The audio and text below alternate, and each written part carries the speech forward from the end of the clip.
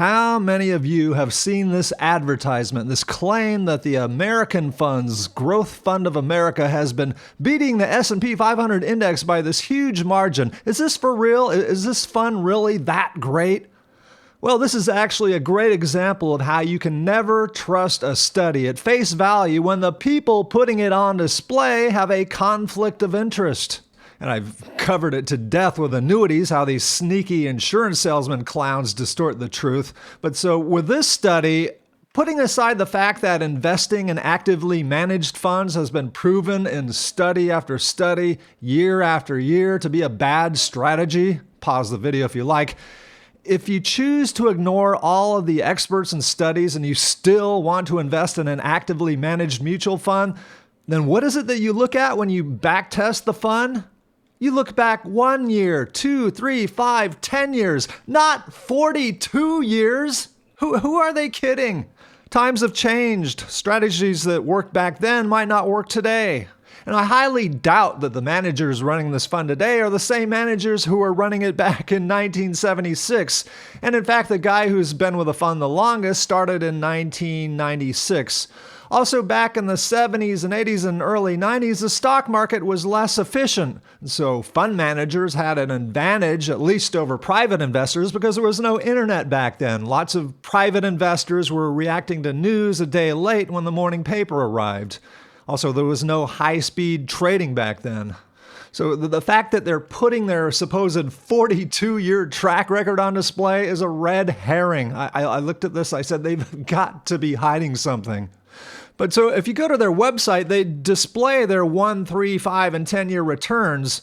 And by the way, make sure if you use their website that you include the front-end sales charge that you pay, because with Class A shares, they immediately siphon off 5.75% from your investment for marketing costs and for Mr. Advisor's fat commission.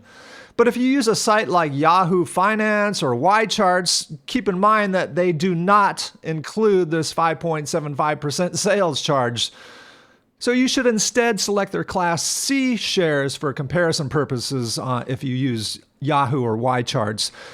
But on the American Fund site, they do factor in sales charge if you select their Class A shares.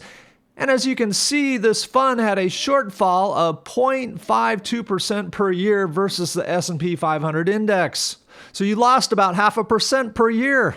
That's not good, because I can buy a low-cost index fund for less than $10. But now, more importantly, what about using the S&P 500 index as the benchmark for comparison? This is the other thing that mutual fund companies and brokers are famous for doing, is not doing an apples-to-apples comparison. So is the S&P 500 index really the appropriate benchmark for this fund? And sure enough, I looked this fund up on Yahoo Finance. This is just a quick rudimentary way of researching it. Large cap growth is what this fund invests in.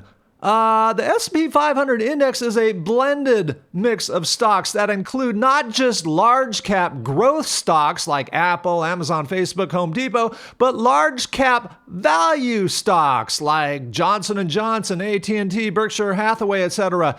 They're not making an apples to apples comparison here. So if we want to just haphazardly pick a fund to compare with, assuming the goal of the fund has always been to pick winning large cap growth stocks, maybe what we should do is compare their fund with something like an S&P 500 growth index fund like IVW. And I did just that. Now keep in mind again that they have Class A shares that have a 5.75% front-end sales charge.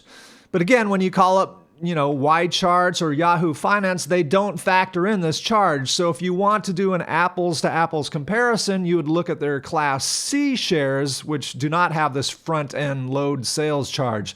They instead charge you higher fees over time. So one way or another, they get you. So going back 1 year, their fund underperformed by 0.69%. Going back 2 years, there was a 4.74% shortfall. Going back 5 years, there was a shortfall of 11.53%. And after 10 years, there was a shortfall of 60.1%. You could have invested in an S&P 500 growth index fund like IVW, and you'd been 60% richer after 10 years. Now, in fairness, I don't know if using the S&P 500 growth index is the perfect benchmark to use for comparison purposes for this fund. Again, I'm just going by Yahoo Finance's broad assessment, but just remember, America funds had no problem with using the S&P 500 index for comparison purposes.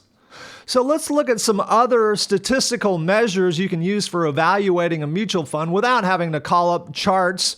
One is this R-squared value, and whenever you see a value of between about 85 and 100, that tells you that the fund is simply closely tracking the performance of its benchmark.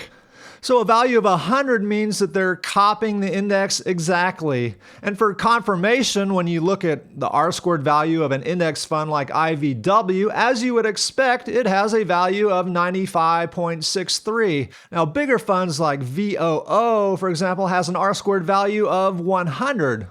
But so in other words, if you see a mutual fund, not an index fund, a mutual fund with an R-squared value of between 85 and 100, you're basically paying high ongoing management fees for the so-called privilege of active managers simply investing in an index, which you could have done on your own by investing in an ETF like IVW for less than $10 and with an annual expense ratio of just 0.18%. And as low as that is, that's actually high for an index fund.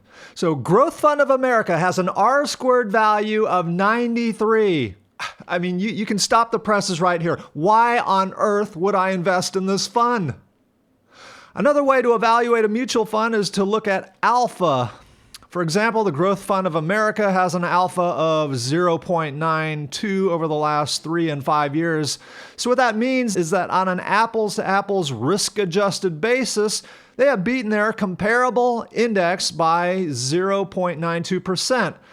But that 0.92% figure does not account for annual expense ratio for management fees, and I believe, if I'm not mistaken, turnover costs. So they have management fees of, 1.44% per year.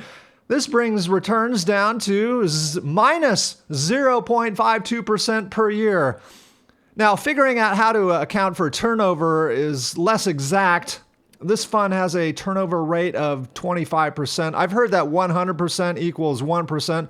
So if we use that as the basis, then that would reduce it 0.25% to minus 0.77% per year over the last 3 and 5 years. Then we look at 10-year track record of this fund. Alpha of minus 0.49 over the last 10 years versus their fees of 1.44%. And if you subtract 25% for turnover, that would mean that investors lost 2.18% per year on average over the last 10 years. So now they're fitting right in with the close to the bottom 10 percentile of all actively managed mutual funds. This fund is rubbish. Again, IVW has an expense ratio of only 0.18%. So along with its expense ratio, that's about 0.42%. So the Growth Fund of America underperformed IVW by 1.76% per year over the last 10 years. Now, we have been in a bull market for the last 10 years, so in fairness, maybe this fund does well in bear markets. So I decided to compare the Growth Fund of America going back to the peak of the market in 2007, right before the big stock market crash. Well, unfortunately, it still had a grand total shortfall of 53.8%.